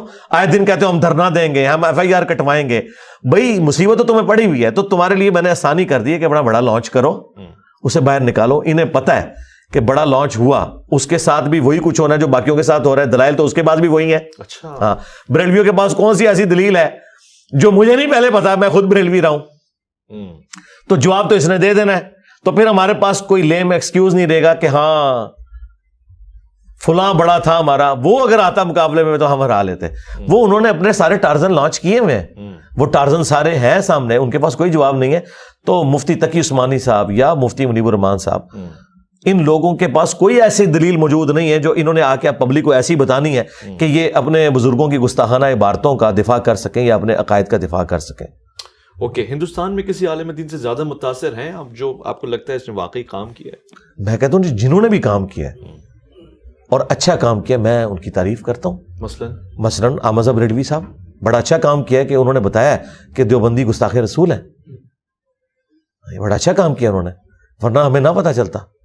اور اس کے جواب میں جو دیوبندیوں نے بڑا اچھا کام کیا ہے کہ انہوں نے بتایا کہ احمد بریلوی اور ان کی جماعت ایک شیطانی لشکر ہے جو ہم پہ حملہ آور ہوا ہے. تو اگر ہمیں یہ نہ بتاتے کہ شیطانی لشکر ہے تو مجھے کیسے پتا چلتا؟ اب اس کو آپ ٹونٹ سمجھ رہے ہوں گے. اگر ٹونٹ سمجھ رہے ہیں تو سب سے پہلے لعنت بھیجیں ان کے اوپر جنہوں نے یہ کام کیے ہیں. اگر آپ ان پہ لعنتیں نہیں بھیج رہے تو میری بات کو ٹونٹ نہ لیں, پھر پازیٹیو لیں. ایک ٹکٹ میں آپ کو 2 مزے تو میں نہیں کرنے دوں گا نا. ہاں, میں ایک مزہ بھی نہیں کرنے دوں گا. ایک طرف کھڑے ہو نا. اگر آپ کہتے ہیں انہوں نے اچھا کام کیا تو میں اچھی تعریف کروں. اگر آپ کہہ رہے ہیں برا کام کیا تو آپ نے میرا مقدمہ مان لیا, کہاں جائیں گے؟ تو جس نے جو اچھا کام کیا ہے بہت اچھی بات ہے کہ وہ اس کے ذریعے ایک سٹیپ انہوں نے طے کروایا. اب آ جائیں آپ, اگر یہ بنیاد آپ نے بنانی ہے نا تو سب سے اچھا کام کیا ہے اس گورے نے جس نے پرنٹنگ پریس بنایا ہے. ورنہ صدیوں سے ہمارے بزرگان دین صرف نگاہیں مار کے لوگوں کو جلایا کرتے تھے. آج تک پرنٹنگ پریس بنا کے کسی نے نگاہ مار کے قرآن پاک کے 1 لاکھ نسخے تیار نہیں کیے. وہ گورے سے ہمیں پرنٹنگ پریس لینا پڑا ہے. ٹھیک ہے, انہوں نے ہی پرنٹ کیا. یہ تو صرف جلا کے راکھ کر سکتے ہیں اور کچھ نہیں کر سکتے. تو اگر خدمت کی ہے تو انٹرنیٹ کی خدمت ہے, یوٹیوب کی خدمت ہے, ویڈیو کیمرے کی خدمت ہے. معذرت کے ساتھ اس میں کسی اجمیر شریف والوں کا کوئی کیمرہ نہیں, کسی بغداشی والوں نے کوئی انٹرنیٹ کنیکشن نہیں دیا. یہ سب کچھ گوروں نے کیا ہے, تو سلام ہے ان کو. اگر آپ کہتے ہیں دین کی خدمت تو سب سے پہلے سلام ہے گوروں کو, جن کی وجہ سے آج پوری دنیا کے اندر ہماری آواز سنی جا رہی ہے. اس کے بعد یہ کہیں گے ہمارے بزرگوں نے کلمہ پڑھایا. ہم کہتے ہیں بالکل اچھی بات ہے, اللہ تعالیٰ انہیں جزائے خیر دے گا, لیکن اس کی بنیاد پہ ہم ان کے غلط نظریات لے لیں تو یہ نہیں ہوگا. کیوں کہ ڈاکٹر ذاکر نائک نے بھی تو سینکڑوں ہندوؤں کو کلمہ پڑھایا, تو سلطان الہند ڈاکٹر ذاکر نائک کیوں نہیں ہے؟ اس کو تو مفتی حنیف قریشی صاحب کہتے ہیں ذاکر نالائق, اور ایک اور بریلویوں کا مفتی کہتا ہے ذکر نالائق. ذکر کہتے ہیں مرد کی شرمگاہ کو, یہ نام اس طریقے سے لیتے ہیں. تو میں نے تو آج تک معین الدین چشتی یا علی بن عثمان حجویری یا بایزید بستامی ان کے ناموں کے ساتھ اس طرح کا بگاڑ والا کیا کام بتائیں. وہ ڈاکٹر ذاکر نائک صاحب نے جو امام حسین اور یزید کے حوالے سے بات کی تھی اس کو انڈورس کرتے ہیں آپ؟ میں تو سب سے پہلے میں نے تو اس کا علمی رد کیا تھا 2010 کے اندر. اسی کے بعد تو اہل حدیث میرے خلاف ہوئے تھے. اچھا. اور میں نے تو پھر یزید کے باوجداد کے بھی سارے کے سارے جو کارنامے تھے بخاری مسلم میں وہ بیان کیے. میں تو اس چیز کو انڈورس نہیں کرتا, لیکن میں یہ کہتا ہوں کہ ڈاکٹر ذاکر نائک نے یزید والا جو مسئلہ مس ہینڈل کیا, اس سے بڑا مس ہینڈلنگ والا معاملہ ختم نبوت کا ہے. چشتی رسول اللہ اور اشرفی رسول اللہ, اس کا جو ویٹیج ہے گندگی کا وہ زیادہ ہے اس سے.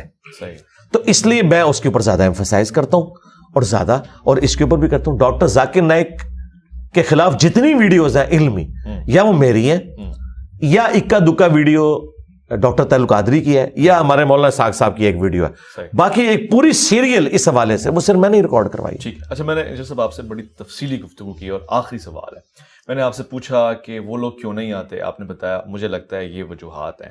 ظاہر ہے میں نے آپ کی ویڈیوز ان کو بھی دکھائیں, لنکس بھی بھیجے, اور یہ ساری بات. اب میں ان کا کچھ جواب بھی لے کر آیا ہوں. جی جی. اور ان کا یہ کہنا ہے, اور مجھے لگتا ہے بڑا کوئی عقلی مطالبہ ہے ان کا. وہ یہ کہتے ہیں کہ مثلاً شاہد آفریدی ہے یا کوئی اچھا کرکٹ کا پلیئر ہے, اس کو کوئی گلی کا بچہ کہے کہ جی میرے ساتھ کرکٹ کھیلو, میں چیلنج کر رہا ہوں تو میں بال کرواؤں گا, تو وہ اس سے پوچھتے ہیں جی آپ کی ہسٹری کیا ہے, آپ کہاں سے سیکھے ہیں کرکٹ کو, کہاں کھیلتے ہیں آپ, کون سے گراؤنڈ میں. بزرگوں کا یہ کہنا ہے کہ انجینئر محمد علی مرزا سے پوچھو کہ کس مدرسے سے پڑھے ہیں, کہاں سے آپ نے فراغت حاصل کی ہے, آپ تو انجینئر ہیں. ان سوالات کا کیا جواب دیں گے بفور یو چیلنج دیم؟ یہ جواب تو میں نے کب سے دفنا دیے, اور جو لوگ یہ چیزیں سامنے رکھتے تھے وہ اب رو رہے ہیں کہ ہم نے یہ بات کیوں انجینئر کے سامنے کی. ایک ہی ہمارے پاس لیم ایکسکیوز تھا, اور اس کے ساتھ جو کچھ میں نے کیا ہے. سب سے پہلی بات یہ ہے, کرکٹر کی مثال دینا, ڈاکٹر کی مثال دینا, انجینئر کی مثال دینا ریلیجن کے پوائنٹ آف ویو سے وہ بالکل غلط ہے. اس کی وجہ یہ ہے کہ علم دین حاصل کرنا ہر مسلمان مرد و عورت کے اوپر فرض ہے, کرکٹر بننا ہر مرد و عورت کے اوپر فرض نہیں ہے. تو دین کا بیسک نالج تو ہر بندے نے حاصل کرنا ہے. لہٰذا یہ ڈیمانڈ ہی غلط ہے کہ ریلیجن کے اوپر انجینئر صاحب کے پاس اتھارٹی کہاں سے آئی. ہمیں اتھارٹی دی ہے قرآن نے, کنتم خیر امۃ اخرجت للناس تأمرون بالمعروف وتنہون عن المنکر, تم سب سے بہترین امت ہو جو لوگوں کے نفع کے لیے نکالے گئے, نیکی کا حکم دیتے ہو, برائی سے روکتے ہو. تو یہ ہے پہلی ڈگری ہماری جو ہر مسلمان کی ہے, کنتم خیر امۃ, پوری امت. اچھا, دوسری ڈگری صحیح بخاری میں ہے, بلغوا عنی ولو آیہ, پہنچا دو میری طرف سے خواہ تمہیں ایک آیت ہی آتی ہو. نبی علیہ السلام نے یہ کہا کہ پوری ڈگری لینی ہے, اور پوری ڈگری کی بات کریں تو کسی عالم دین کے پاس پوری ڈگری نہیں, انکلوڈنگ مفتی تقی عثمانی اور مفتی منیب الرحمان. 1000 آیات قرآن کی سائنٹیفک فیکٹس کے اوپر ہیں, اس کی تشریح تو میں ان سے بہتر کر سکتا ہوں, اس میں تو وہ میرے اسٹوڈنٹ بنیں گے. تو اس کی بنیاد پہ کیا میں انہیں جاہل کہنا شروع کر دوں گا؟ ان کو سائنس آتی ہے, مجھے بتائیں, انہوں نے سائنس پڑھی ہوئی ہے, میں اپلائیڈ سائنسز کا اسٹوڈنٹ ہوں, میکینیکل انجینئرنگ میں نے کی ہوئی ہے. میں نے تو آج تک دعویٰ نہیں کیا کہ کوئی مفتی یہ بات نہ کرے. آپ نے کتنی کتابیں لکھی مفتی تقی عثمانی صاحب نے؟ جی میں آگے آ رہا ہوں. جی.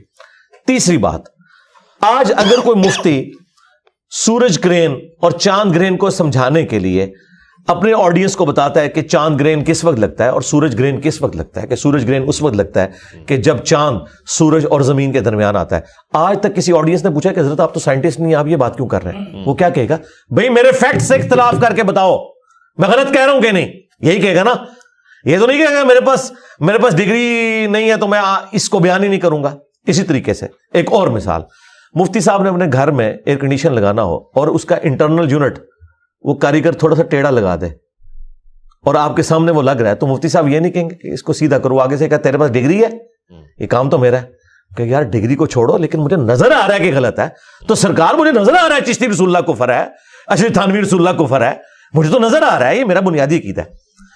پانچویں دلیل, اگر آپ کو پرائمری اسکول کا بچہ آ کے یہ کہے کہ سورۃ البقرہ کی آیت نمبر 279 میں لکھا ہے کہ جو سود کھاتا ہے اللہ اور اس کے رسول عز و جل و صلی اللہ علیہ وآلہ وسلم کا اعلان جنگ ہے, تو آپ اسے یہ کہیں گے کہ جاؤ پہلے ڈگری لے کے آؤ, لہٰذا میں یہ بات نہیں مانتا. اگر آپ یہ بات کریں گے تو آپ مفتی کے آپ کافر ہو جائیں گے.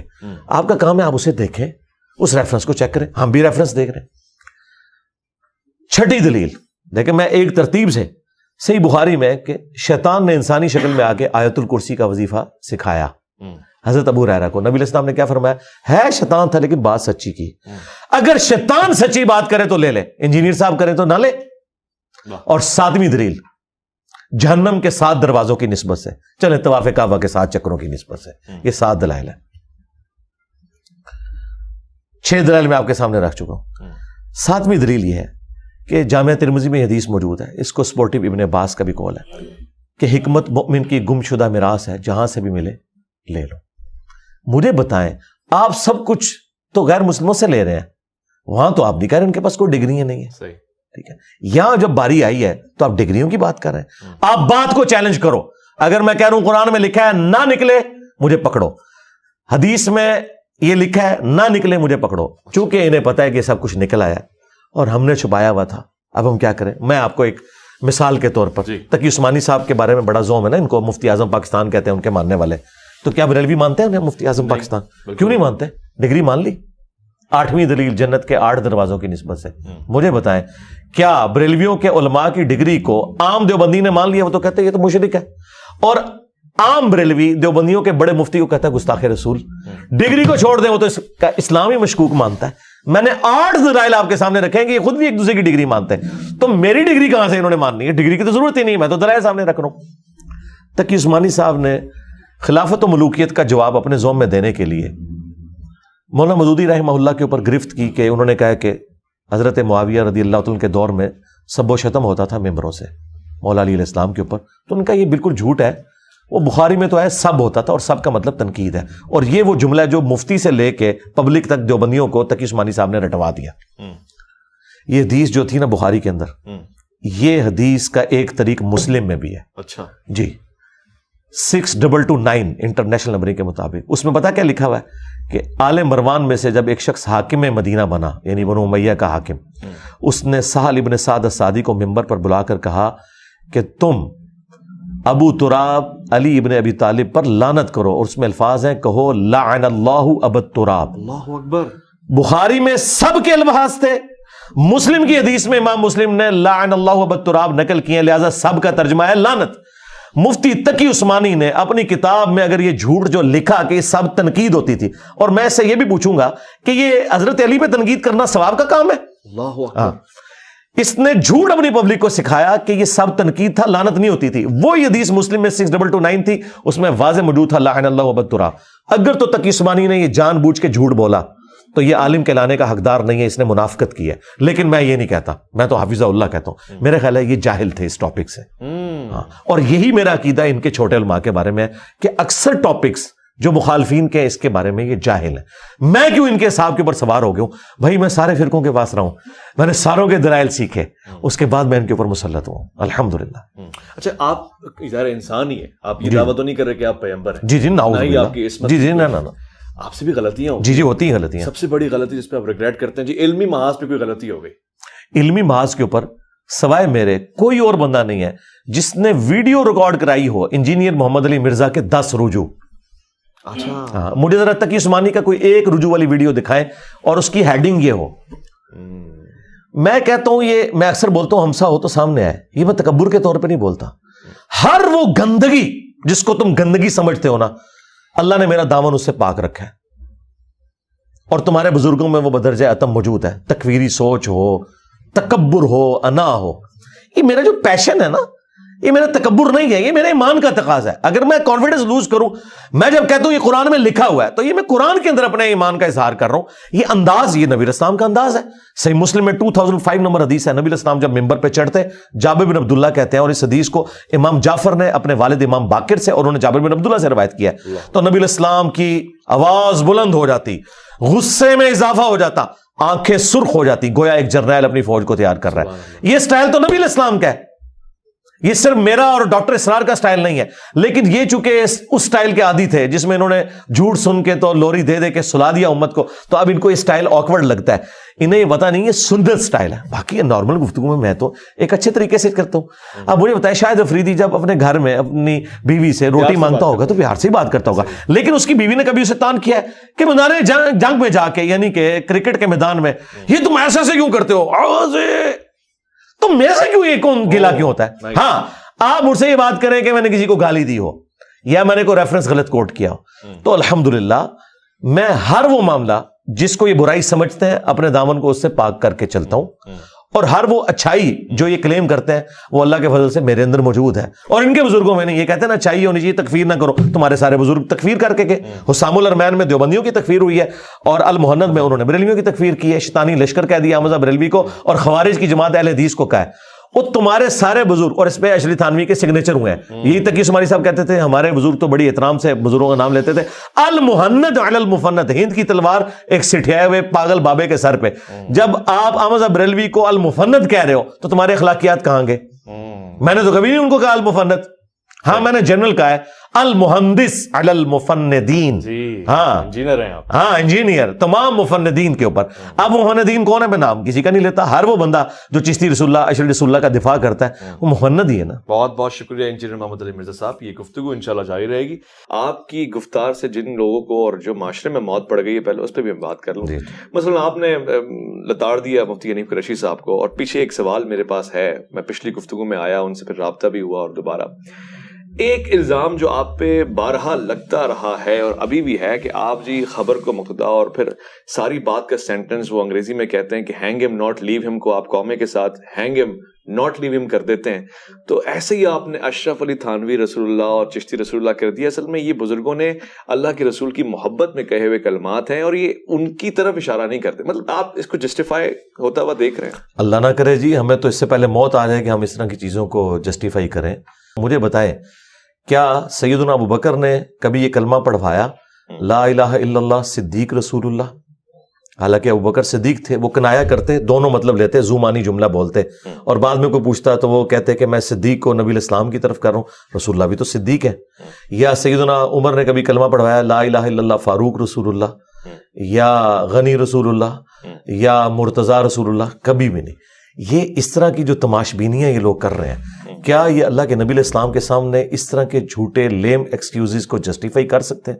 نیور, کبھی بھی نہیں کر سکتے. اور دوسری طرف ان کا حال یہ ہے کہ مخالف تھوڑی سی بھی کوئی بات میں الفاظ کا چناؤ ڈیفرنٹ کر دے تو یہ کہتے ہیں کہ جی گستاخی کی تعویل بھی نہیں ہوگی. یہاں پہ خود تعویل بیان کر رہے ہیں. جس چشتی رسول اللہ میں معین الدین چشتی صاحب نے چشتی سے مراد نبی الاسلام کو لیا. بھائی نبی الاسلام تو ہاشمی ہے, ان کا چشت سے کیا لینا دینا؟ اور عربی میں تو چے ہوتی ہی نہیں ہے. ہاں, عربی میں چے کہاں سے آ گئی؟ تو یہ اس طرح کی چیزیں, مطلب اللہ تعالیٰ سے ڈر جائیں. اور پھر الٹیمیٹلی ان کے پاس پتہ کیا ایک بھاگنے کا راستہ ہے. وہ کہتے ہیں کہ جی جس طرح مفتی صاحب نے بھی اپنی گفتگو میں آپ کے سامنے بات کی کہ اللہ کی محبت میں اگر کسی کی دماغ کی لو چٹک گئی ہو, تو ہم یہ کہتے ہیں یہ جو چٹک جاتے ہیں آپ کے سارے بزرگ, خلفاء راشدین میں سے تو کوئی نہیں چٹکا, صحابہ کرام میں سے تو کوئی نہیں چٹکا. کیا آپ کے بزرگوں کی محبت کا معیار اور لیول ان سے بھی بڑھ کر ہے؟ اچھا, پھر یہ کہتے ہیں کہ جی وہ جو بڑی ہستیاں تھیں ان میں ضبط تھا, ان میں ضبط نہیں تھا. ضبط نہیں تھا تو ٹھیک ہے, پھر پاگل ڈکلیئر کرو. خود بھی وہ مان رہے ہیں. اس میں انہوں نے ویڈیو میں کہا ہے کہ 3 لوگوں سے اللہ نے قلم اٹھا لیا. یہاں پہ تو وہ مثال دیتے ہیں کہ جی خضر علیہ السلام موسیٰ علیہ السلام کہہ رہے ہیں لن تستطیع معی صبرا.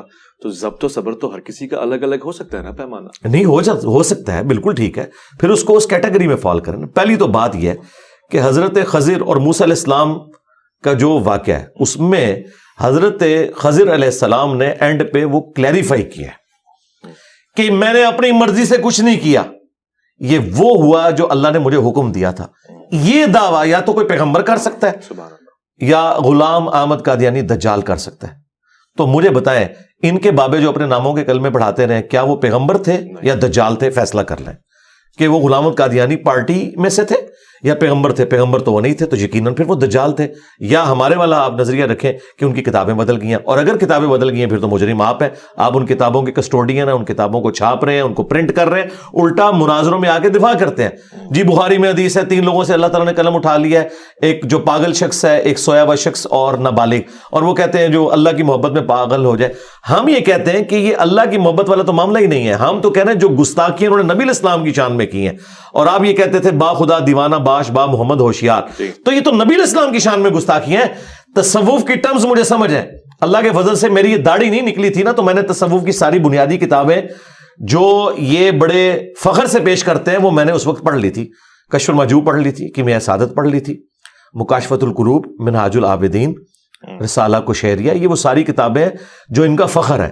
تذکرۃ الاولیاء جس میں ان کے سارے بزرگوں کے واقعات ہیں. اس وقت ہم بھی یہ تعویلات کرتے تھے، لیکن بات یہ ہے کہ نبی الاسلام کی شان میں جو بندہ گستاخی کر رہا ہے، لوائی اعظم من لوائی محمد، اور یہ کہہ کے کہ اللہ ان کے منہ سے بول رہا ہے، نعوذ باللہ، یہ تو رسول اللہ کے بارے میں بھی عقیدہ نہیں ہے کہ ان کے منہ سے اللہ بولے گا. اور دوسرا ٹیکنیکل فالٹ یہ ہے کہ قیامت کے دن تو جھنڈا ہے ہی ایک ہے، اور وہ ہے اللہ کا جھنڈا جو رسول اللہ کے ہاتھ میں ہوگا. اس کے علاوہ اللہ نے کوئی پیرلل میں اپنا کوئی جھنڈا لانچ کیا ہوا ہے؟ تو ایسی بات کوئی نہیں ہے. ان کے جواب میں وہ کہتے ہیں صحیح اسناد سے حدیث ثابت ہیں کہ رسول اللہ صلی اللہ علیہ وسلم کا جھنڈا تو حضرت علی کے ہاتھ میں ہے. جی جی. تو وہ جو اللہ کے رسول کے ہاتھ میں جھنڈا ہے وہ تو حضرت علی والا جھنڈا ہے، یعنی یہ 2 الگ الگ جھنڈے تو ہو گئے. تو چشتی رسول اللہ یا پھر اس کے علاوہ دیگر صوفیہ کے ہاتھ میں جو ہے وہ تو اس کی نمائندگی ہو رہی ہے. جی دیکھیں، یہ پڑھے لکھے بندے سے جب آپ بات کریں گے تو پھر میں پلانٹ ارتھ سے باہر چھکا ماروں گا.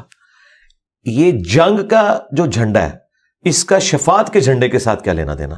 کیا ان کا یہ عقیدہ ہے کہ قیامت کے دن جو شفاعت کا جھنڈا ہے وہ حضرت علی نے اٹھایا ہوگا یا عیسیٰ ابن مریم نے اٹھایا ہوگا؟ وہ تو ہمارا فخر ہے. عسیٰ ان یبعثک ربک مقاما محمودا، یہ مقام محمود صرف نبی الاسلام کی خاصیت ہے. یہ بات اگر مولا علی کے سامنے ہوتی نا تو مولا علی وہی کچھ کرتے ان کے ساتھ جو مرہب کے ساتھ کیا تھا. اور وہ کہتے ہیں ظالمو، تم علی کو جو رسول اللہ کا خادم ہے اس کو لا کے شفاعت کے اس معاملے میں کھڑا کر رہے ہو پیرلل میں. اور مجھے بتائیں جب نبی الاسلام کا جھنڈا حضرت علی کے ہاتھ میں ہوتا تھا تو وہ جہاد فی سبیل اللہ ہو رہا ہوتا تھا نا، تو اس وقت اللہ کا جھنڈا کس کے ہاتھ میں ہوتا تھا؟ کیونکہ اللہ کی راہ میں جہاد ہو رہا ہے، جھنڈا تو ایک ہی ہوتا تھا. تو قیامت کے دن بھی ایک ہی جھنڈا ہے، اس کا نام ہے لواء الحمد. اور بخاری مسلم کے الفاظ ہیں انا سید الاولین والآخرین، میں جتنے گزر چکے جتنے آنے والے میں ان کا سردار ہوں. پھر نبی علیہ السلام نے کہا اس لیے کہ سب کے سب لوگ اپنے سفارشی کو جب تلاش کریں گے تو آدم علیہ السلام کے پاس جائیں گے، وہ اپنی جان کی فکر میں ہوں گے، وہ کہیں گے مجھ سے غلطی ہوئی تھی، حالانکہ وہ معاف ہو چکی ہے. یوں کرتے ہوئے نوح علیہ السلام، پھر عیسیٰ علیہ السلام، موسیٰ علیہ السلام، مختلف پیغمبروں سے ہوتے ہوئے الٹیمیٹلی جب عیسیٰ ابن مریم کے پاس آئیں گے وہ کہیں گے آج ایک ہی شخص ہے جس کے ہاتھوں پر شفاعت کا دروازہ کھلے گا، تو محمد رسول اللہ کے پاس جاؤ. نبی علیہ السلام کہتے ہیں کہ میں اس وقت پھر اللہ تعالیٰ کی حمد کروں گا ان الفاظ میں جو اللہ تعالیٰ مجھے اسی وقت تعلیم فرمائے گا. اور اس حمد کی برکت سے میں جب تک اللہ چاہے گا میں سجدے میں رہوں گا، اور پھر اللہ تعالیٰ حکم دے گا کہ اے محمد سر اٹھائیے، آپ بات کریں، آپ کی بات سنی جائے گی، آپ شفاعت کریں، آپ کی شفاعت قبول کی جائے گی. نبی علیہ السلام کہتے ہیں میں خطیب ہوں گا تمہارا. تو نبی علیہ السلام تو انڈیویجول پرسنالٹی ہیں قیامت کے دن کے مہمان خصوصی.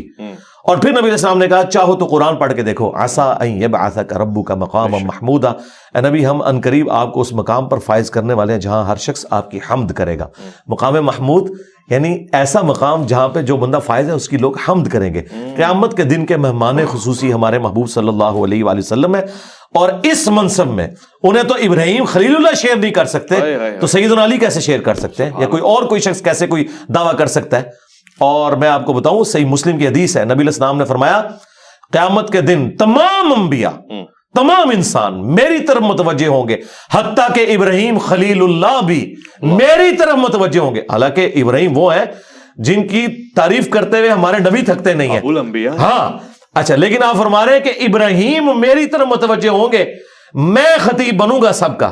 اچھا، اور اسی کو اعلیٰ حضرت نے ایک شعر میں کہا ہے وہ جہنم میں گرا ان سے جو مستغنی ہوا ہے خلیل اللہ کو حاجت رسول اللہ کی.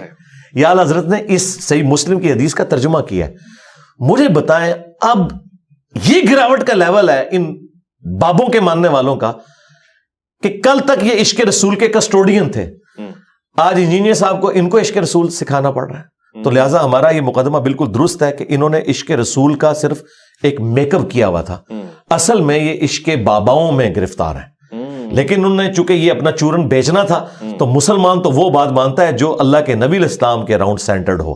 اسی لیے یہ ہر بات کو قرآن و سنت میں فٹ کرنے کی کوشش کرتے ہیں تاکہ رسول اللہ کی بھولی بھالی امت کو دھوکہ دینے کی کوشش کریں. اور میں آپ کو بتاؤں یہی وجہ ہے کہ میں خود ان دھوکہ بازوں میں شامل تھا, لیکن جیسے ہی مجھ پہ حقیقت کھلی تو میں نے کہا یار یہ تو بڑا دھوکہ, انہوں نے رسول اللہ کے نام پہ مجھے دھوکہ دیا ہے. تو میں نے پھر اس سسٹم کو للکارا ہے. اسی تو ہم عرض کرتے ہیں کہ وہ بھی کیا دن تھے, ہم بھی ایک جن تھے, آج ہم دیو ہیں, جنوں کے بھی پیو ہیں, یعنی ان مولوی جنوں کے. اللہ اکبر. خوبصورت. میرے خیال خاطر خواہ جواب چلا گیا آپ کی طرف سے, اور ویٹ کرتے ہیں کوئی اکابر میں سے بڑا آدمی اگر اس کا جواب نہیں آئے گا جی, ٹائم قیامت تک ہے. یہ میری کرامت ہے اور مجھے خوشی ہوگی کہ میری یہ کرامت غلط ثابت ہو اور کوئی ان کے اکابرین میں سے بندہ باہر آ جائے. اور یہ بھی میں ان کی خواہش پہ کروں, مجھے کوئی خواہش نہیں.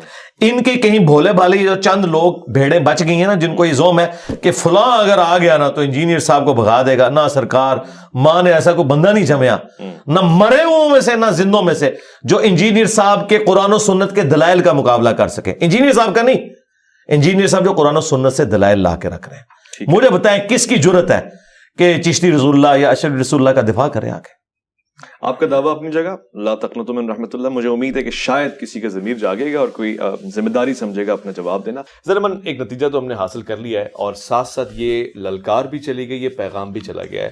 جو مشائخ ہیں, جو اکابر ہیں, جو سربراہ ہیں, جو اپنے اپنے مسالک میں ایک چہرہ رکھتے ہیں, وہ آئیے بیٹھ جائیے اور گفتگو میں سوالات کا جواب دیجیے. میں ضامن بننے کو تیار ہوں, اور میں دیکھ رہا ہوں اور سن رہا ہوں کہ یہاں بڑا کانفیڈنس ہے, خود اعتمادی ہے. اب سوال آپ کی طرف ہے, مجھے یقین ہے کہ کوئی بہتر جواب آئے گا. اپنا خیال رکھیں گے آپ. میں اور مولانا میں ویس ربانی کو دیجیے گا اجازت.